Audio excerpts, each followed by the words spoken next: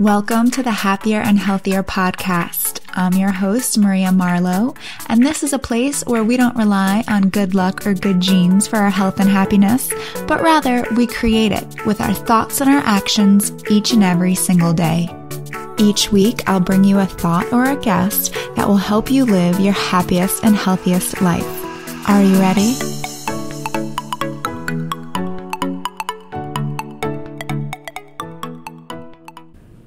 Welcome back to the Happier and Healthier podcast.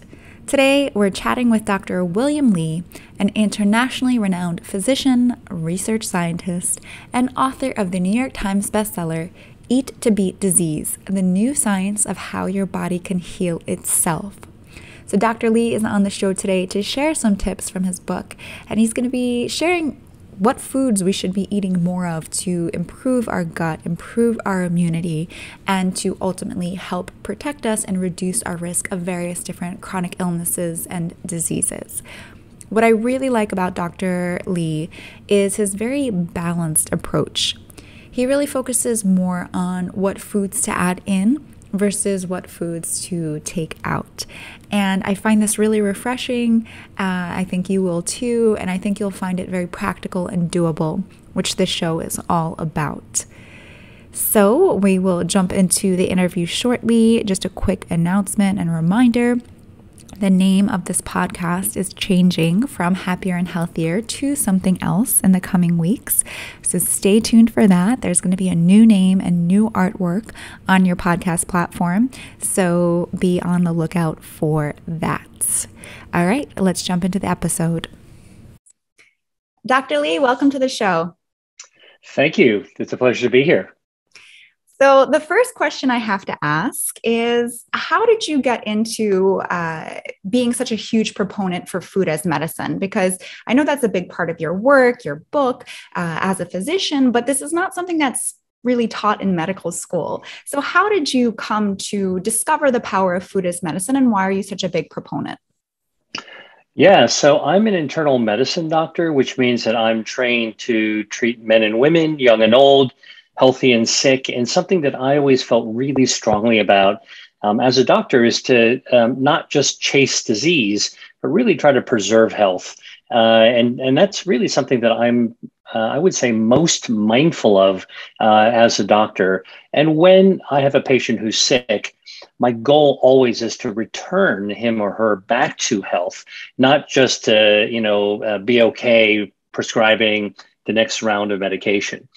So that's sort of a little bit of my natural orientation. I'm also a research scientist, so I'm what they call a vascular biologist. So I study blood vessels, vascular, and turns out the blood vessels are this 60,000 mile channel that's packed inside our bodies, so extensive that it delivers every molecule of oxygen and every nutrient that we eat and breathe. Actually goes through these blood vessels and get delivered to our cells and our organs. And so I suppose I should also say that I have run a nonprofit organization to try to find common denominators of diseases. So we've been very successful actually helping to develop 41 FDA-approved new treatments for cancer, diabetes, and vision loss, blindness. And it's really because of that success in using science to move the needle forward in disease treatment. But I started realizing, wait a minute, what are we doing here? We're just inventing to actually treat and chase disease, which is not something that I actually fundamentally think we should be focusing all of our time in. What if we could actually turn a clock back and figure out how to use the same science to be able to prevent the disease? Now, if you can talk about prevention, you can't talk about drugs. You got to talk about something safe and widely available, like food. And so now it's actually using the science of drug development to study what Mother Nature has put in her pharmacy, not with the PH, but with an F, pharmacy. And that's actually how I came to study food as medicine. Yes. And so your book is called Eat to Beat Disease, which, we all eat. So that sounds like a pretty good deal. But I know when I was growing up, I had this idea that when we got sick, whether it was disease or cancer, it was basically just bad luck. And so I now know that that's not the case, but I still think there are many people or places where this belief is still very prevalent that we are doomed to whatever our genes are. And if our parents got something, then we're going to get it. So can you speak a little bit to the like genetics versus food and the science of epigenetics? Sure. And yeah, we're not doomed to our genes, right? That's right. Our destinies are not set, based on who our parents are, and not even set based on what our lifestyle is. I mean, people do all kinds of things to themselves when they're younger, and it doesn't necessarily mean that you're actually going to meet with a bad fate that we all fear. So let me just sort of say that the way to think about this is how do we think about health? Health is not just the absence of disease, so that when we get sick, oops, it's bad luck. That's Russian roulette. Not really how it all works. Our health from the time we're born to our very last breath is a result of something really phenomenal. And that is our body's hardwired with these health defense systems that form actually when we're in our mom's wombs. And actually when we're born, those self-defense systems actually fire up. Now, what are the health defense systems in the body? Well, first, I want you to think about a medieval fortress, right? Like everybody's seen the Disney castle, and maybe some people have actually traveled to a real castle. And what you see is that there's the moat, there's the archway, there's the big doors, there's the sloped walls, there's a little slits that the arrows get shot through. A castle is designed to keep the people inside safe. And all around it are these defenses that prevent the enemy from invading easily. And our body's designed the same way, only instead of bricks and mortar, so to speak, actually our body's made of these incredible biological systems. So what are they? And once I tell you what these are, you'll see why our fate isn't set in stone. So the first of the 5 health defense systems that I write about in my book, Eat to Beat Disease, is our circulation. So this is that 60,000-mile channel that I told you about that brings oxygen and nutrients to every cell. You have enough circulation, you're fine. Your organs are going to be fine. Your cells are going to be fine. You don't have enough circulation, well, your organs and tissues are going to be in trouble. So and we know that this can happen if you have a stroke or if you have a heart attack or you have diabetes and a wound that doesn't heal. And we also know that it can be a problem if diseases like cancer hijack your blood vessels and feed themselves. So the health defense is our body keeps just the right amount of blood vessels going all the time. It's like a gardener coming to your lawn and mowing it every week to keep it at the perfect length, or going to a golf course and making sure that everything is pruned exactly perfectly. So here's the good news, is that we all know that people do develop cancer, and some people are at higher risk. You could have a genetic risk for cancer if you had BRCA gene, for example, or some of these other inherited cancer genes. But it doesn't mean that that's your fate necessarily, because you can eat foods. And you can even take some medicines that are common in the medicine cabinet that actually help your body, your defenses, prevent blood vessels from feeding those cancers. Now, medicines are less appealing than foods, but foods like green tea and even dark chocolate and leafy green vegetables and tomatoes, they all have been shown in the lab and in human studies to cut off the blood supply feeding cancer. So you can starve a cancer by eating the right foods yourself. And so your fate isn't set. Second health defense system is our stem cells. So I'm sure, like me, when you were in grade school, your teachers told you salamanders can regenerate and starfish can regenerate, but humans can't regenerate, right? Wrong. Turns out now that chapter in a textbook's been ripped out and thrown away, and a new chapter has been written, because humans do regenerate. We regenerate from the inside out slowly. And so our stem cells, our body's ability to regenerate, is another health defense system, so that, if you wind up actually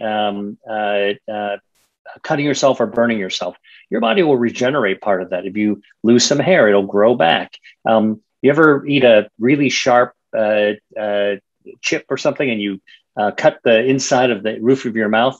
man, that hurts, right? Guess what? Next day, it's regenerated. It's healed right back up, right? So our regeneration system is amazing. And so here's the great thing is that we can actually speed up our regeneration by eating foods that will call out our stem cells so that we can actually get more of this regenerative power as another example of how our fate isn't necessarily set in stone. Somebody said, my parents seem to age much more quickly than I would like to. Well, you have the power of not only avoiding too much sun and avoiding cigarette smoking and, and a hard life, you can also help yourself by eating foods that can help your stem cells regenerate. Same thing with gut health, with microbiome. Same thing with our DNA, which is another defense system against the damage that we can receive from the environment. Most people don't know this, but if you have a home and you're near the ground, radon, which is Earth's natural radiation, penetrates through the ground. It's like a microwave, and it kind of nukes us from the bottom up. All right. Now, how come we don't actually wind up developing cancer all day long?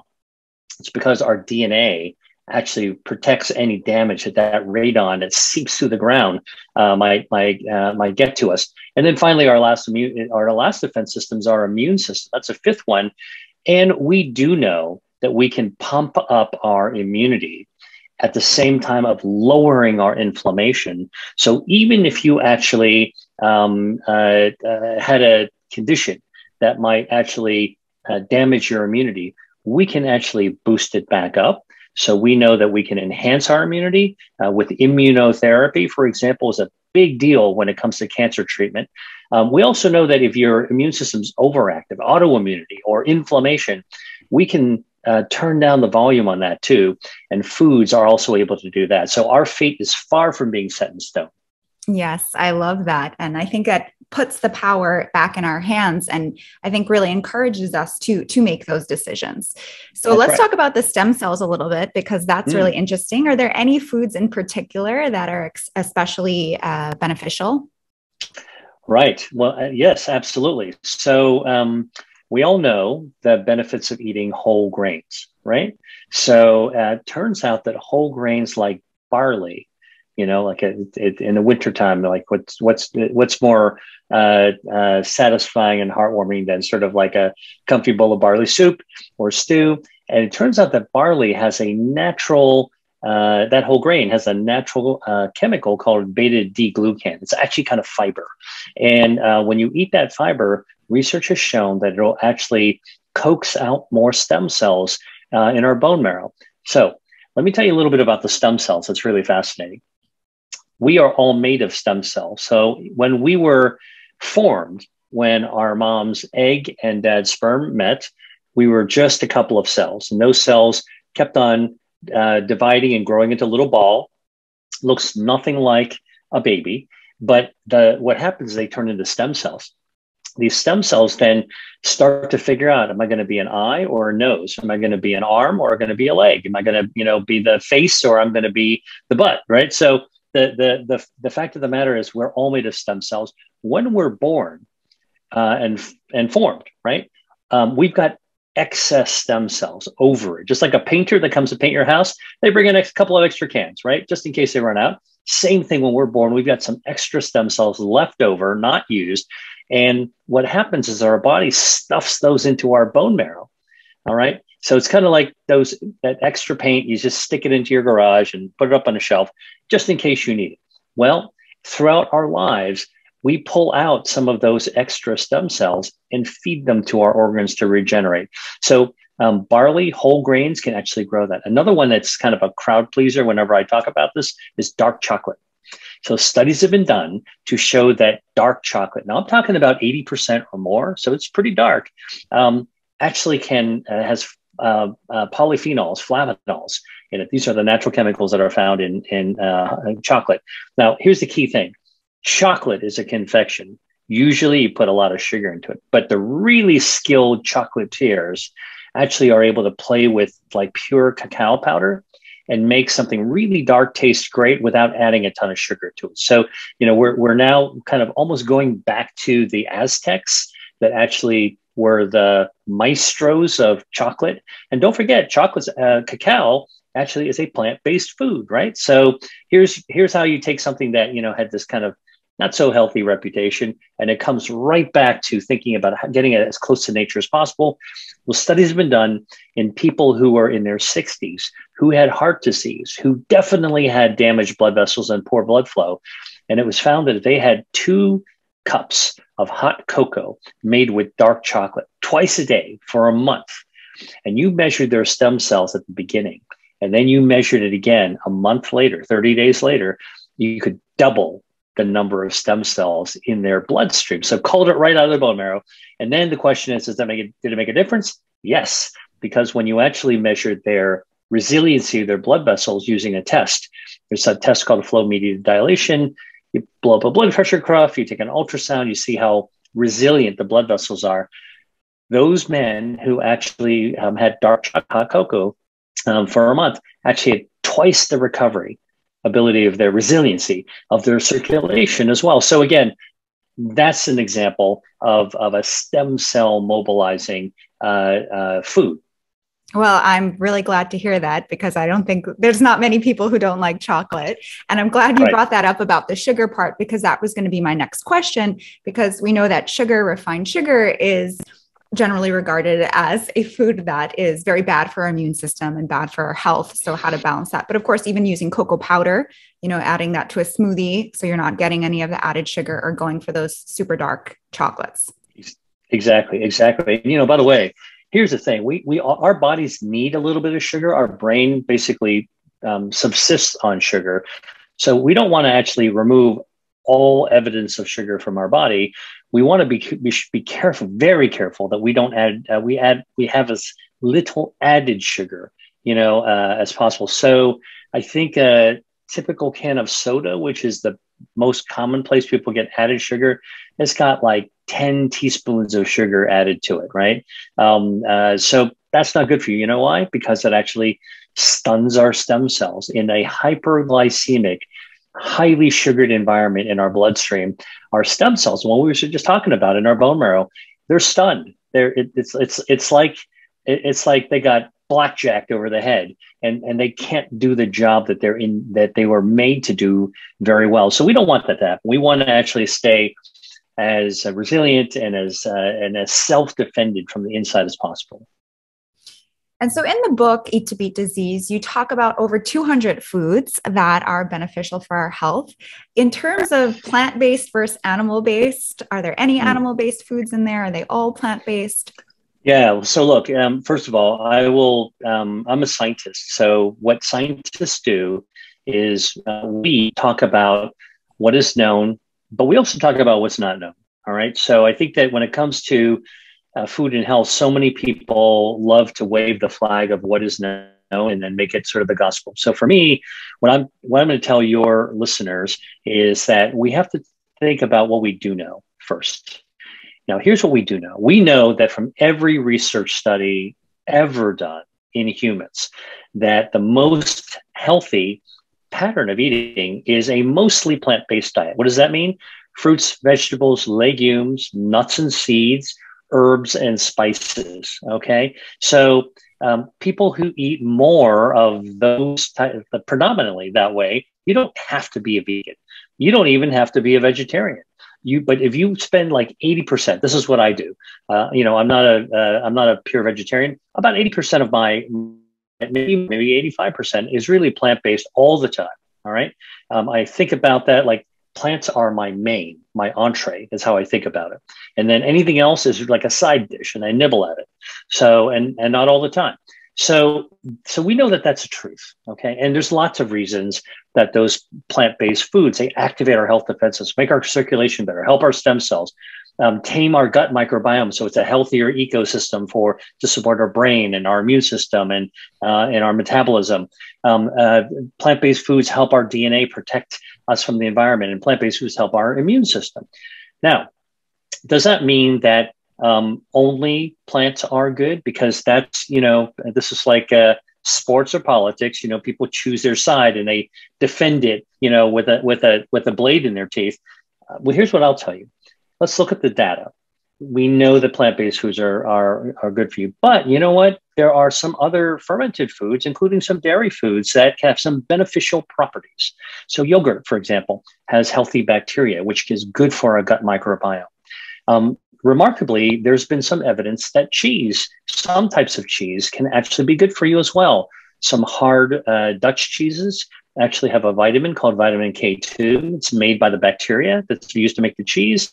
It can actually have cancer-starving properties, for example, and heart health properties. The other thing is some soft cheeses actually also have bacteria, healthy bacteria that's good for your gut. And even some grated cheeses like Parmigiano Reggiano, the kind from Italy, that is prized and it's pretty costly. So you don't have a lot of it. You have a little sprinkling. That's made with a bacteria, by the way, called Lactobacillus reuteri, which actually is a natural gut bacteria that helps our immunity, and it can even lower the risk of breast cancer in research studies. And so there is some evidence that some forms of dairy are okay. Now, obviously, I'm not recommending people eat a lot of cheese. There's a lot of saturated fat, and a lot of it has a lot of cheeses have a lot of sodium. Not so good for you. But it just goes to show that if you look at the data, there are some things that are not plant-based that are good for you. Now, a lot of people talk about seafood. All right. Studies have shown that people who eat 3 ounces of fish a couple of times a week are definitely healthier. Their risk of death goes down, actually, quite substantially. Now, what is it about fish? It's actually the healthy omega-3 fatty acids that's found in fish. Where do the fish get that? All right. So you're talking about anchovies and mackerel and salmon and fish like that. And actually, there's a lot of fish that I talk about and need to beat disease that most people don't think about. Hake, halibut, manila clams. I mean, things that if you eat seafood, it's like a delight to know that all these incredible, tasty seafoods actually can potentially be good for you. Mussels, New Zealand mussels are also good. However, where do they get it? Where do they get those omega-3s? From plants. Plants of the sea. They get it from the algae and the plankton that actually make the omega-3. So at the end of the day, it's still a plant-based origin of the goodness. Now, what we do know also is that eating a lot of red meat and eating processed meat, definitely not good for you. If you savor it, I always tell people, if you really, really love something that isn't so good for you, you can have it once in a while. If you spend most of your time doing good things for yourself, you can afford to actually, your defenses are strong enough, but don't do it all the time. Like when I was growing up, I mean, there would be these steakhouses that would give you like these big multi-inch steaks, and everybody was so proud of it. And, now today we look at that using the knowledge we know. We're like, holy cow, that's, like one of the most unhealthy things that we could do for ourselves. So we flipped the equation. We're now talking about plant-based foods. And by the way, it's like back to the future, because people have been talking about this for thousands of years. Yeah, I'm so glad that you brought up all those points, because sometimes people feel there's been a big vegan movement in the past few years, and you can feel like, oh, you have to be vegan to be healthy, or that's the only way to do it. And it turns out that that's not necessarily true. Plants are amazing, and as long as you're eating an abundance of them, like that 80%, 90%. You can still have animal products, and animal products can actually be beneficial as well. I think that's the important part, is that they've gotten vilified so much that, and it just becomes overwhelming. Like people are just so confused about what to eat, because, you hear it's great and then you hear it's bad, and it's overwhelming. But I think when you just kind of go back to basics, go back to the whole foods, have lots of plants, eat your animal products in moderation, it's not actually that hard. Yeah. And actually, you just brought up a really great point, which is that whole foods are fundamentally better for us in any form compared to ultra processed food. Now, I use the word ultra processed because, frankly, whatever you do to manipulate or even cook a food is technically processing it. But ultra processing is actually rendering a food into a form that as they say, your grandmother wouldn't recognize necessarily. And so this is where they extrude the food, they break it down, they color it, they do all kinds of crazy things to it. I mean, little tarts that you put into the toaster don't grow on trees, kind of thing. So those, what I always tell people is to look at the side of a package of something you buy in a store, and if you are and if it's got like 20 or more ingredients, and if you can't pronounce most of them, it's probably an ultra processed food.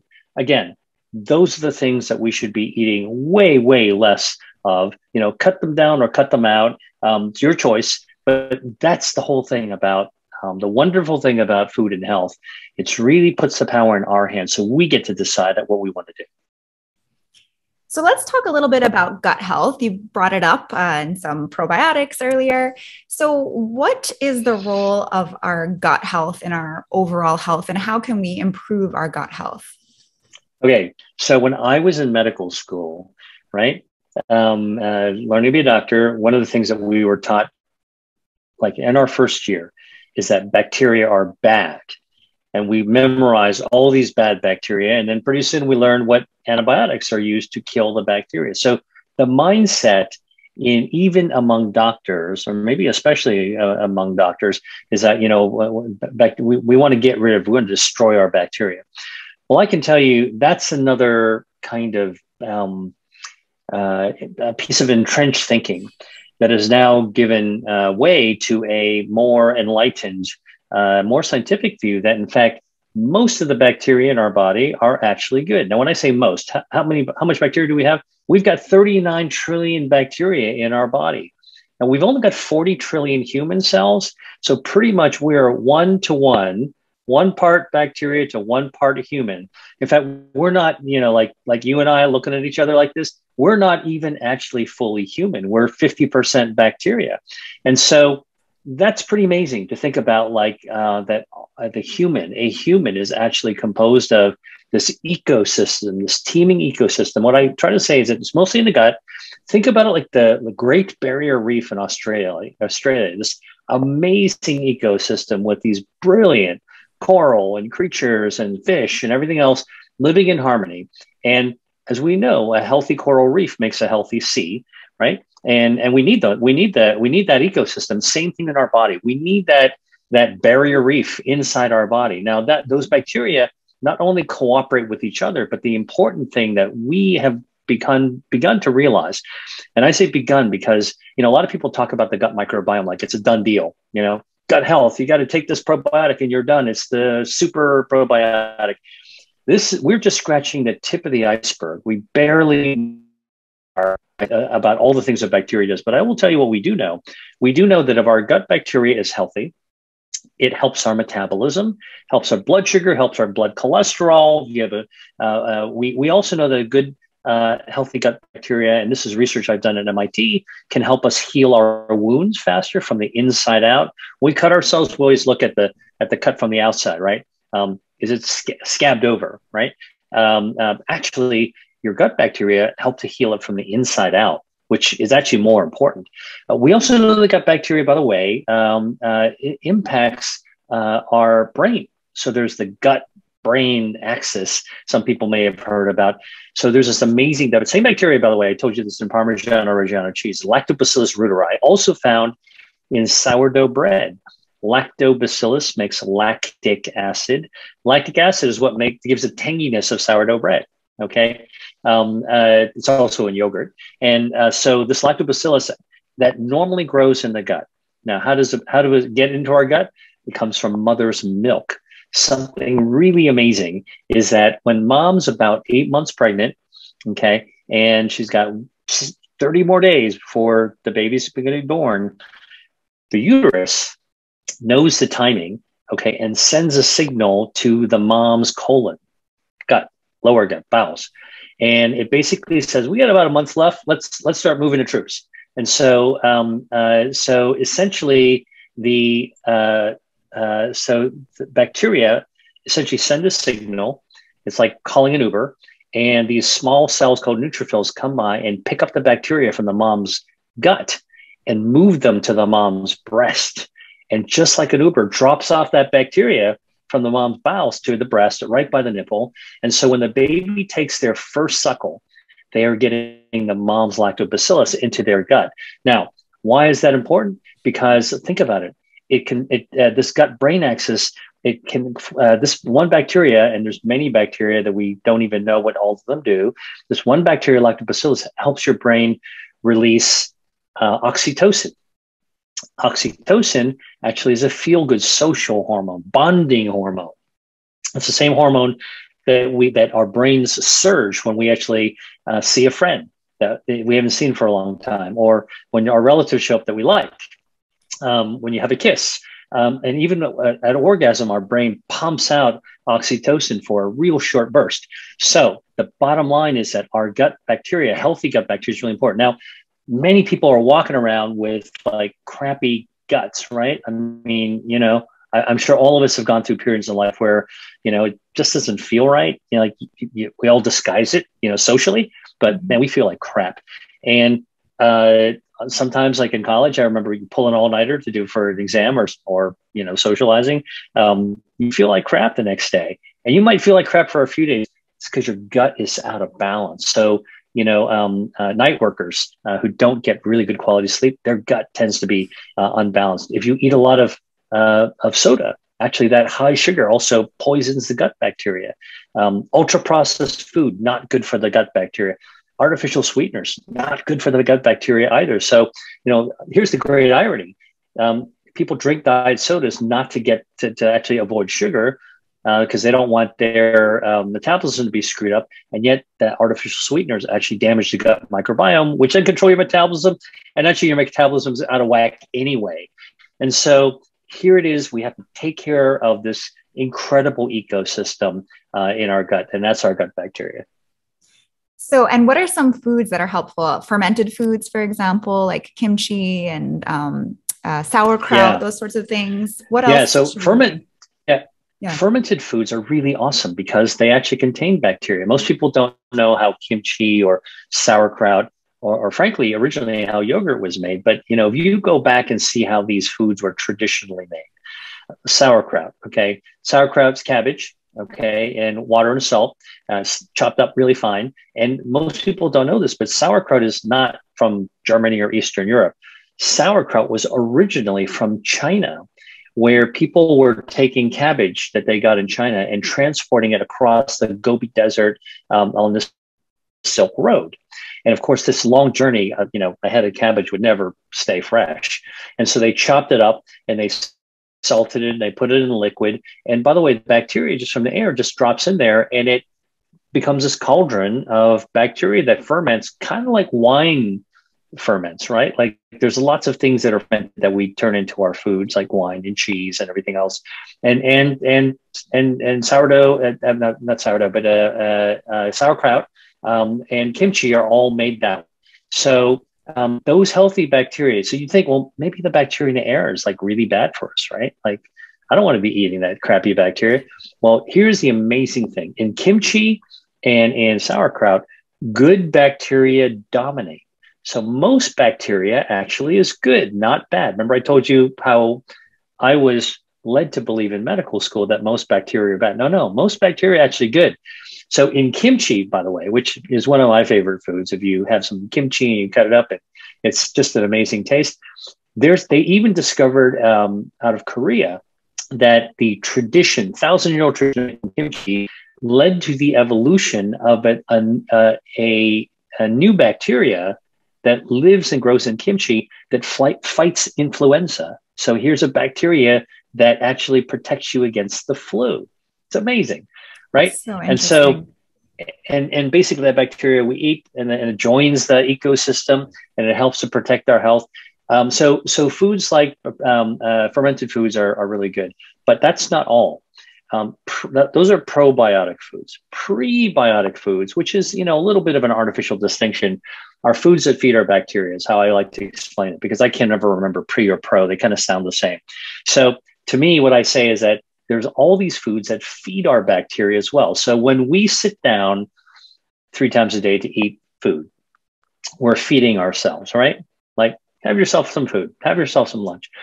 Actually, we are feeding our human cells, okay, the 40 trillion human cells, and whatever we don't absorb, whatever we don't use as nutrients, passes down to our bowels, and it feeds our gut bacteria. So the fiber in leafy greens, in a salad, in kale, Swiss chard, spinach,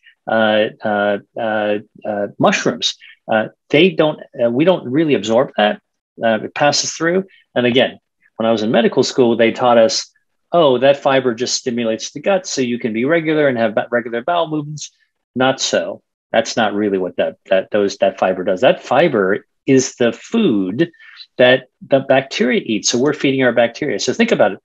If you have a dog or a cat or a parrot or parakeet, or if you have fish, you are making sure you feed your pet every day. And that's what we're doing when we eat our regular food. Healthy plant-based foods contain soluble fiber that feeds our gut bacteria and makes them happy. I say that for our gut health, we provide room and board for our gut bacteria, okay? And they pay us back for room and board. So we give them the space and then we feed them. They pay us back by actually controlling our metabolism, controlling our brain and emotions, and our immune system, because, by the way, in our gut, 70% of our immune system is located right next door in our gut, next to the bacteria. So there's a really close relationship between good gut health and good immunity. So speaking of immunity, now we're going into the winter season where there is a lot of influenza, colds. Of course, COVID is still lingering around. So what are some of the top foods for our immune system? You mentioned kimchi. Anything else, or things that we might not even be aware of? Right. Well, look, anything that's good for our gut microbiome is going to be helpful to our immune system. But our immune system, is quite an amazing thing. I try to explain immunity and the immune system to people by saying, think of your immune system like an army of super soldiers. Okay, you've got your Navy SEALs, you've got your Army Rangers, you've got your Marines. These are all special forces. They all have their own special weapons, their own training. At the end of the day, they're all cooperating for the larger good, right? And that's what our immune system does. There's different super soldier cells in our body that actually protect us. Some of them do a great job against viruses and bacteria, and their weapons are things like bullets or like antibodies that we actually have. So I tell people, don't worry about memorizing and trying to remember all the different parts of the immune system. Think about it as an army of super soldiers. Now, these soldiers need rations. They need to be fed, okay? And they respond well when we treat our body well. They respond really well also. So what are some of the foods that are really good for our immune system? Well, one that people might be surprised by are broccoli sprouts. So broccoli I had sprouts some this morning. You did. Good for you. How did you have it? What did you do? I put them on top of eggs. Okay, cool. Yeah. Great. Easy to make. They're kind of nutty. They've got a little nice texture to it. They make things look nice as well. And here's a key thing. Broccoli sprouts are like 3 to 4 day old baby broccoli. And everybody knows what a big broccoli looks like. It's like a gigantic stem. Have you ever seen it at a farmer's market with some treetops, the florets? And it turns out that the big broccoli is filled with a natural chemical called sulforaphane. That's kind of what makes broccoli taste classically broccoli-like. And we've done studies on this, and it turns out there's a lot of it in the florets, the trees that, like our moms told us to eat when we were kids. But there's twice as much in the stem. So never throw your stems away. But that's where we go down to the broccoli sprouts, because the broccoli sprout is no treetops, really. There's like a little tiny bud, mostly the stem. And it turns out broccoli sprouts have 100 times the sulforaphanes that a grown-up broccoli does. So pretty much when a broccoli sprouts, literally from its seed, it's got all the sulforaphanes it's ever going to have. And then as it gets bigger, it just gets distributed. Now, studies have shown in young people getting a flu vaccine, okay, that and this is a research study where they took half of the people that actually got the flu. Everybody got the flu vaccine. Half of them got a placebo shake, which just was like a green shake that looked green, and the other half got a shake made with broccoli sprouts. And it turns out that when they looked in the bloodstream of people who had the flu vaccine and the broccoli shake, that the broccoli sprout eaters, the broccoli sprout shake, had 22 times better immune response. So like there's this tiny little thing that you sprinkled on your eggs can really ramp up your immune system. That's not, by the way, not food versus medicine, like one is better than the other. This is just an example of how foods can actually help our medicines even work better. Blueberries, great for pumping up our T cells, our natural killer cells. These are defenses, been shown in athletes. If you work out really hard, after you stop, your immune system takes a little dip, okay, before it comes back up. If you eat blueberries, your immune system never dips down. It stays the same the whole way. So there's lots and lots of good stuff with blueberries. Cranberries, that old adage that, women should drink cranberry juice to prevent bladder infections. It's true, actually, but now we know exactly what it does. It takes these delta gamma T cells and coats the lining of our bladder, which then helps us fight off bacteria faster. So those are just a couple of examples of immune boosting foods. And what I think is most interesting about these foods is that you don't need a ton of them. You may think, oh, I need to eat like a pound of blueberries a day in order to get the benefits. No, actually you don't. I follow you on Instagram, and you had posted maybe a couple of weeks ago something about, what is the amount that you need? I believe was it blueberries to prevent breast cancer?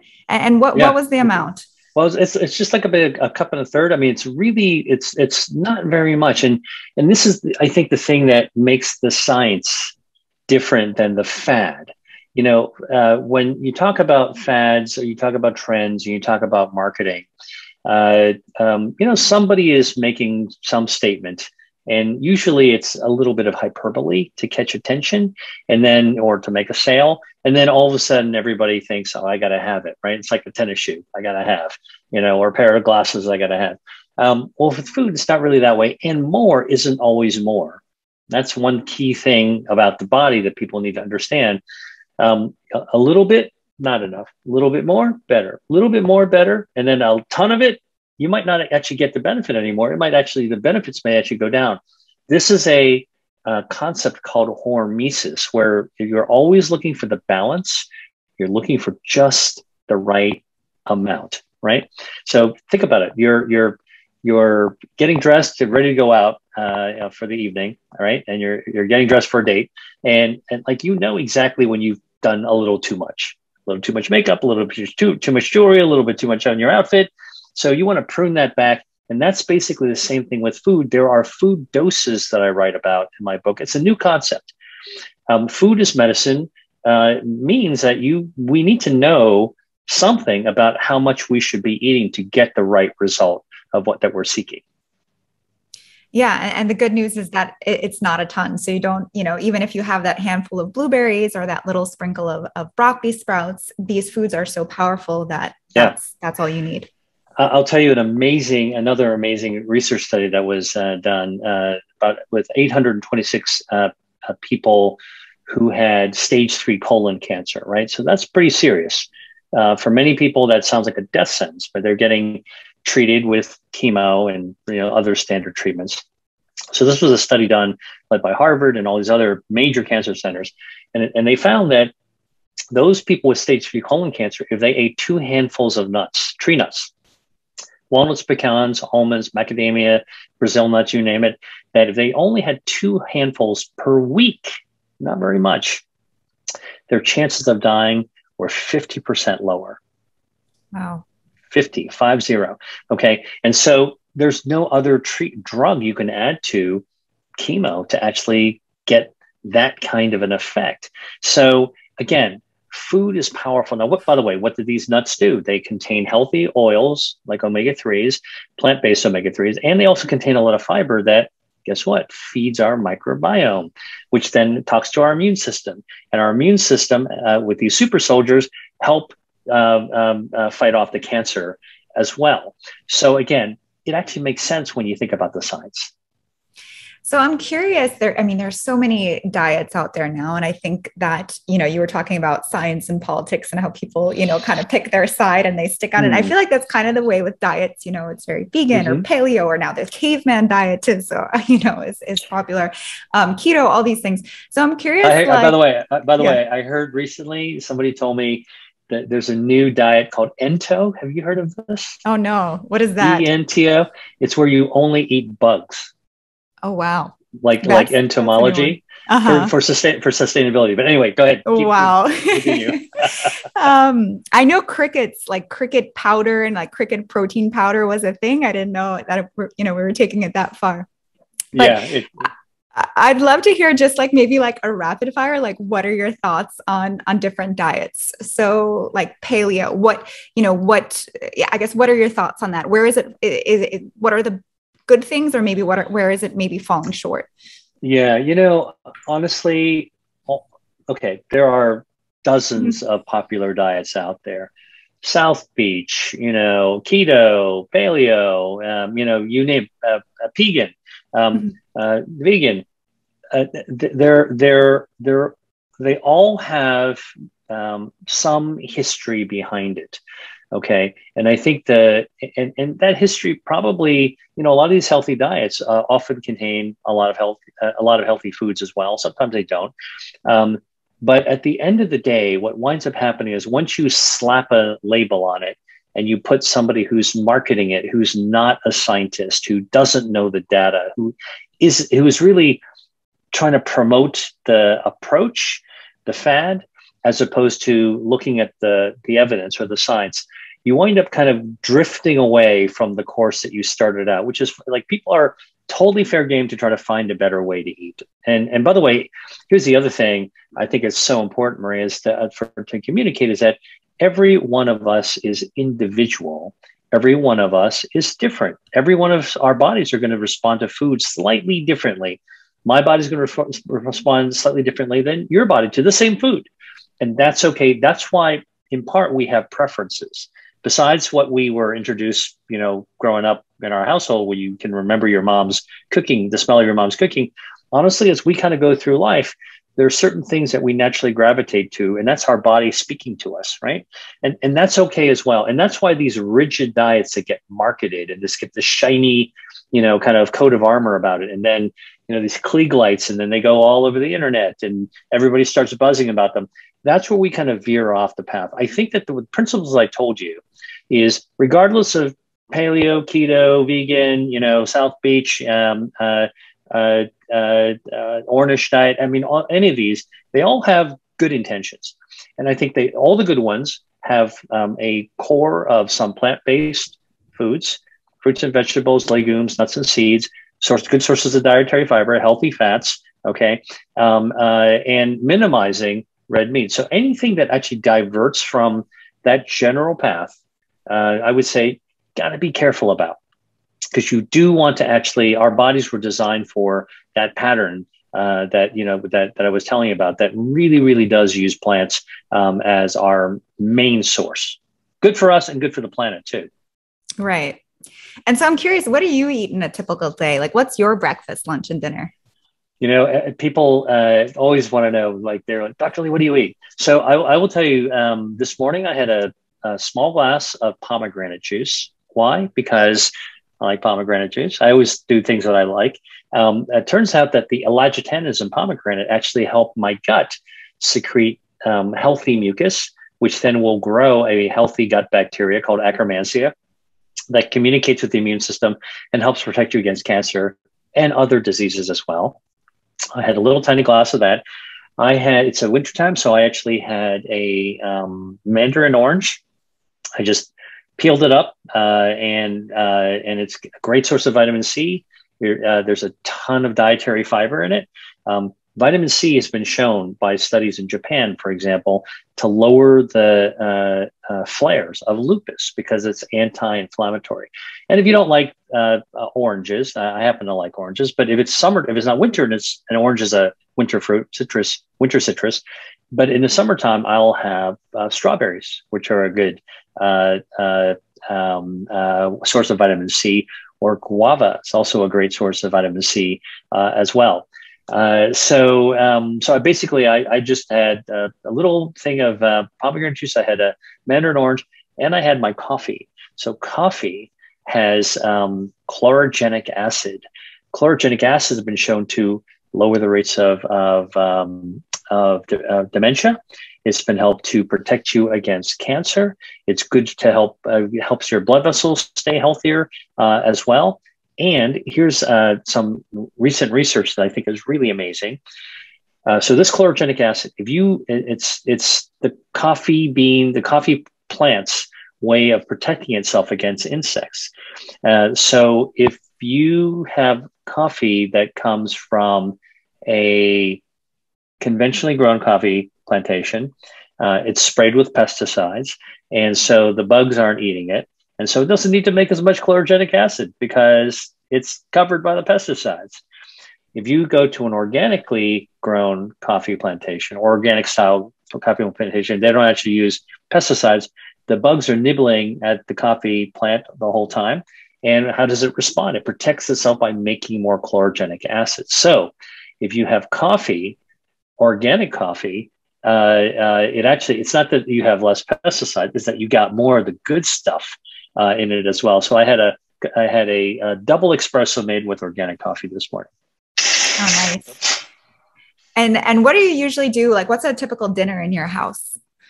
Well, I'll tell you how I actually choose dinners. I first will look at what's seasonal and what's in the market. I spent a gap year in Europe, and so I kind of lived this life where I learned a lot of traditional practices. And people in Europe used to go to the market twice a week, and they would avoid the supermarket except for emergencies. And so I would I'm always trying to think about what's seasonal. Mushrooms are seasonal. There's winter vegetables that are hardier. Sometimes they're left over from the summer, like cabbages and radicchio. You see a lot of these hardier vegetables. So I will actually go for those. So I always choose the veggie first. And then I'll figure out how do I plan a meal around that. So I don't choose a meat first. I don't choose a pasta first. I'll choose the vegetables and see how I want to build around it. So last night, let's see, what did we have? We had delicata squash that was oven roasted and mixed with some dates to give it a little natural sweetness, and mixed with some onions, some red onions. And these are all roasted in the oven. And then a little bit of sourdough bread on the side. So again, just picks up like the seasonal stuff. And then we had lots of other, there was also a really, really nice salsa verde with capers and olives and parsley and a little bit of olive oil chopped up to go with the bread. Oh, nice. That sounds so good. Capers are really good. Those are a great food too. Yeah, exactly. And packed with chlorogenic acid. Yeah. So this has been a really interesting talk. If you guys want to learn more about the foods to beat disease, you can check out Dr. Lee's book called Eat to Beat Disease, The New Science of How You Can Heal Itself. It's a New York Times bestseller. You can find it wherever books are sold. And you can also find Dr. William Lee on social media, on his website, and I'll put all those links in the show note. Thank you so much for being here. It's such a pleasure to have this conversation. Thank you.